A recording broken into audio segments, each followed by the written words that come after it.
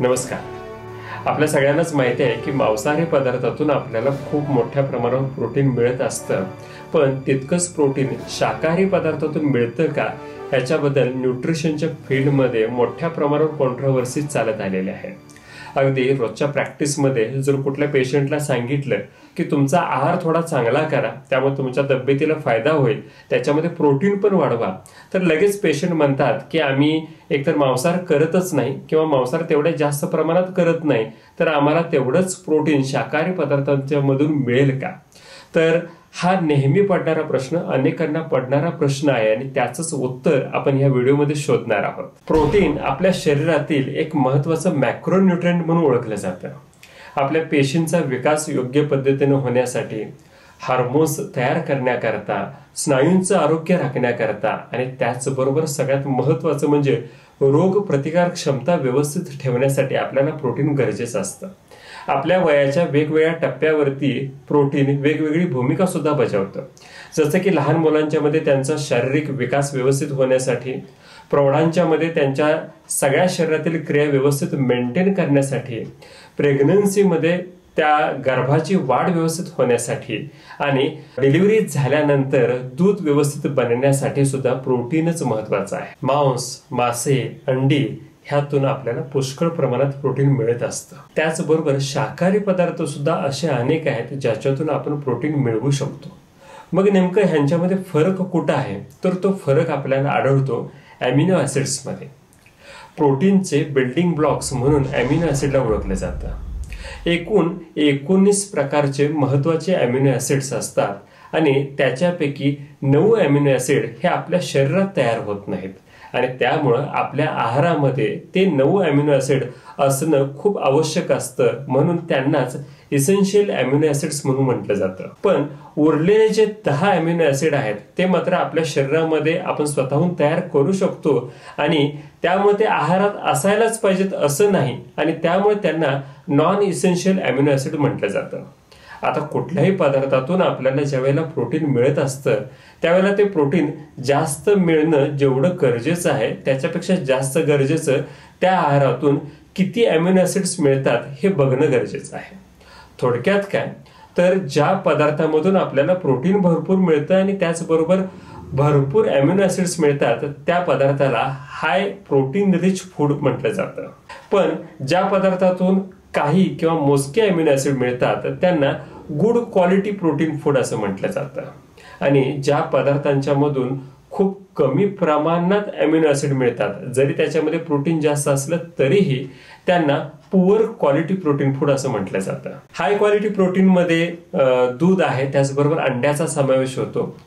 Good quality protein मध्ये मांस आणि मासे समाविष्ट केलेले असतात, तर पुअर क्वालिटी प्रोटीन मध्ये सगळ्या पद्धतीचे प्लांट प्रोटीन म्हणजेच वनस्पतीतून मिळणारं प्रोटीन येतं। आता ज्यांचा भर वनस्पतीजन्य आहारावरती जास्त आहे त्यांना वाटू शकतं की आपली अमिनो ऍसिडची गरज कशी पूर्ण होईल, तर त्यांच्यासाठी म्युच्युअल सप्लिमेंटरी इफेक्ट ही महत्त्वाची भूमिका बजावतो।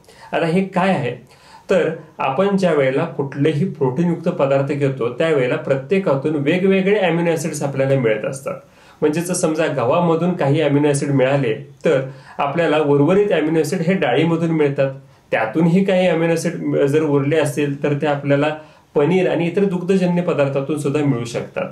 म्हणजेच काय, आपण जर आपल्या आहारामध्ये वैविध्य ठेवलं, वेगवेगळ्या पद्धतीचं प्रोटीन घेण्याचा प्रयत्न केला तर आपल्याला वेगवेगळे अमिनो ऍसिड मिळतात आणि आपल्या सगळ्या अमिनो ऍसिडची गरज त्याच्यातून भागू शकते। National institute of nutrition Hyderabad यांनी आपल्याला वेगवेगळ्या पदार्थांच्या मधून किती प्रोटीन मिळतं याची आकडेवारी दिलेली आहे, ज्याच्यामध्ये अनेक वनस्पतीजन्य त्याचबरोबर दुग्धजन्य पदार्थांचा सुद्धा समावेश आहे।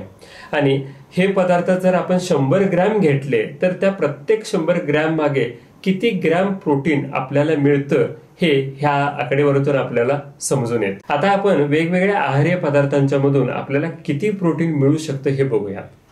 सगळ्यात पहिल्यांदा धान्य, तृणधान्य ह्यांच्याकडे बघितलं तर त्याच्यामध्ये मका, ज्वारी, बाजरी, गहू, भात ह्यांचा समावेश होतो। यांच्यातून आपल्याला ॲव्हरेज 12 ते 13 ग्रॅम इतकं प्रोटीन मिळतं। त्यातही कोवळ्या मक्यातून 65 ग्रॅम एवढं प्रोटीन मिळतं, गव्हामधून 39 ग्रॅम प्रोटीन प्रत्येक 100 ग्रॅम मागे मिळतं आणि मक्यातून 15 ग्रॅम प्रोटीन मिळतं. थोडक्यात भारतीय आहारामध्ये आपण तृणधान्यांचा वापर भरपूर प्रमाणात करतो आणि त्यामुळेच आपल्याला आपली बरीचशी प्रोटीनची गरज ही तृणधान्ये भागवतात. पण ह्याच्यातून सगळेच अॅमिनो ॲसिड मात्र आपल्याला मिळत नाहीत आणि म्हणूनच आपल्याला काही वेळेला प्रोटीनची कमतरता भासू शकते. त्यानंतर दुसरा महत्वाचा आहार वर्ग आहे डाळींचा. डाळींच्या मधून सुद्धा भरपूर प्रोटीन मिळतं. डाळींना एक गुड सोर्स ऑफ प्रोटीन मानलं जातं. डाळींच्या मधून आपल्याला जवळपास 22 ते 23 ग्रॅम एवढं ॲव्हरेज प्रोटीन मिळतंच. त्यातही सोयाबीनमध्ये 40 ग्रॅमपेक्षा जास्त प्रोटीन मिळतं. सोयाबीनला एक चांगला प्रोटीनचा सोर्स मानला गेलाय आणि म्हणूनच असं म्हटलं जातं की जर तुम्ही तृणधान्यांचा वापर भरपूर प्रमाणात करत असाल तर तुम्हाला थोडा डाळींचा सुद्धा वापर करायला पाहिजे. आणि तृणधान्य आणि डाळी ह्यांचं जर आहारातलं प्रमाण तुम्ही 5:1 एवढं ठेवलं तर एक ते चांगलं न्यूट्रिटिव्ह कॉम्बिनेशन मानलं जातं. यानंतर येतात पालेभाज्या. लहानपणापासून आपण ऐकत आलेलो असतो की पालेभाज्या आपल्या आरोग्याला चांगल्या आहेत आणि खरंच त्या चांगल्या आहेत. त्याच्यातून विटॅमिन्स मिळतात, मिनरल्स मिळतात, पण पालेभाज्यातून प्रोटीन मात्र अतिशय कमी मिळतं. ॲव्हरेज 3 ग्रॅम एवढं प्रोटीन आपल्याला पालेभाज्यातून मिळतं. त्यामुळं पालेभाज्या तुम्ही प्रोटीनसाठी खात असाल तर मात्र तुम्हाला त्याचा तेवढा फायदा होणार नाही. त्यानंतर मुळे आहेत, वेगवेगळे कंद आहेत ज्याच्यामध्ये बीट, रताळा, गाजर, बटाटा, कांदे ह्यांचा समावेश होतो. ह्यांच्यामध्ये सुद्धा खूप जास्त प्रोटीन आपल्याला मिळत नाही. यांच्यातून एक ॲव्हरेज 1 ते 2 ग्रॅम एवढंच प्रोटीन मिळतं. पण ह्या घटकांच्या मधून आपल्याला कार्बोहायड्रेट मात्र भरपूर मिळतात आणि म्हणून इन्स्टंट एनर्जी देण्यासाठी आपल्याला हे कंद, ही मुळं खूप फायदेशीर राहतात. त्यानंतर सुकामेवा आणि वेगवेगळ्या तेलबिया ह्यांच्यातून मात्र आपल्याला भरपूर प्रमाणात प्रोटीन मिळतं. बदाम, काजू, अक्रोड, शेंगदाणे असे अनेक पदार्थ सुकामेव्याचे आपल्या रोजच्या आहारामध्ये येतात. त्याच्यामध्ये जवळपास 22 ते 23 ग्रॅम एवढं ॲव्हरेज प्रोटीन आपल्याला मिळतं. त्यातही बदामामध्ये जवळपास 25 ते 30 ग्रॅम, काजूमध्ये सुद्धा जवळपास 25 ग्रॅम, तसंच शेंगदाण्यांच्या मध्ये सुद्धा प्रोटीन भरपूर असतात. त्यामुळे जर तुम्ही एक चांगला प्रोटीन सोर्स शोधणार असाल तर सुक्या मेव्यामध्ये तुम्हाला त्याचं उत्तर सापडेल. आता थोडं फळांच्याकडे लक्ष देऊत. आपल्याला असं सांगितलं जातं की फळांच्या मधून आपल्याला गरजेच्या सगळ्या गोष्टी मिळतात, पण तिथं आपण चुकतो. कारण फळांच्या मधून आपल्याला विटॅमिन्स मिळतात, मिनरल्स मिळतात, कार्बोहायड्रेट्स मिळतात, पण प्रोटीन तितकं जास्त फळांच्या मधून आपल्याला मिळत नाही. फळांच्या मधून एक ॲव्हरेज 3 ते 5 ग्रॅम एवढं प्रोटीन मिळतं. म्हणून फळांचा वापर तुम्ही प्रोटीन वाढवण्यासाठी करू नका. इतर अनेक चांगल्या गोष्टी फळांच्या मधून मिळतात, त्याच्यासाठी फळं नक्कीच खात चला. सगळ्यात शेवटी आपण बघूयात प्रोटीनचा सगळ्यात महत्वाचा सोर्स म्हणजे दूध आणि दुग्धजन्य पदार्थ. अगदी चीजमध्ये 30 ते 35 ग्रॅम, गाईच्या दुधामध्ये 15 ते 16 ग्रॅम, म्हशीच्या दुधामध्ये सुद्धा जवळपास तितकंच प्रोटीन आपल्याला मिळतं आणि त्यामुळं सगळे दुग्धजन्य पदार्थ आपल्याला बऱ्याच प्रमाणात प्रोटीन्स तर देतातच, त्याचबरोबर जे अॅमिनो ॲसिड आपल्याला वनस्पतीजन्य पदार्थातून मिळत नाहीत ते अॅमिनो ॲसिड सुद्धा आपल्याला ह्या दुग्धजन्य पदार्थातून मिळतात. प्रोटीनचे सोर्सेस तर आपण बघितले, पण त्याचं प्रमाण तुम्हाला किती लागतं, रोज किती प्रोटीन इंटेक करावा, तर ह्याच्यासाठी एक सोपा फॉर्म्युला आहे. तुमचं वजन किलोग्रॅममध्ये जेवढं आहे तेवढंच ग्रॅम प्रोटीन तुम्हाला रोज लागतं. थोडक्यात हा फॉर्म्युला 1 किलोग्रॅम मागे 1 ग्रॅम प्रोटीन असा आहे. पण जर तुमचं काम खूप कष्टाचं असेल किंवा एखादी गर्भिणी स्त्री असेल, स्तनदा माता असेल, त्यांच्यामध्ये मात्र प्रत्येक किलोग्रॅम मागे 1.2 ग्रॅम एवढं प्रोटीन त्यांना लागतं. आणि जर तुमचं खूप कष्टाचं काम नसेल तर तुम्हाला प्रत्येक किलोग्रॅम मागे 0.8 ग्रॅम प्रोटीन सुद्धा पुरेसं असतं.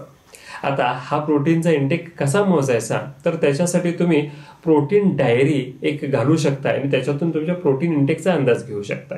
ह्याच्यासाठी करायचं काय, तर सकाळी उठल्यापासून रात्री झोपेपर्यंत तुम्ही जे जे पदार्थ घेताय त्या सगळ्या पदार्थांना लिस्टमध्ये नोंदवायचं आणि मग सगळ्यात शेवटी प्रत्येक पदार्थातून आपल्याला किती ग्रॅम प्रोटीन मिळालं ह्याचं कॅल्क्युलेशन करायचं. आता ही डायरी रोजच बनवायला लागते का, तर अजिबात नाही.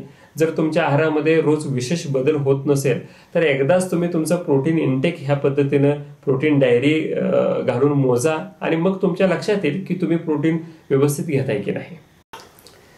जाता जाता ह्या व्हिडिओच्या शेवटी एक सगळ्यात महत्त्वाची गोष्ट सांगतो की बरेच लोक फक्त प्रोटीन डाएटवरती भर देतात.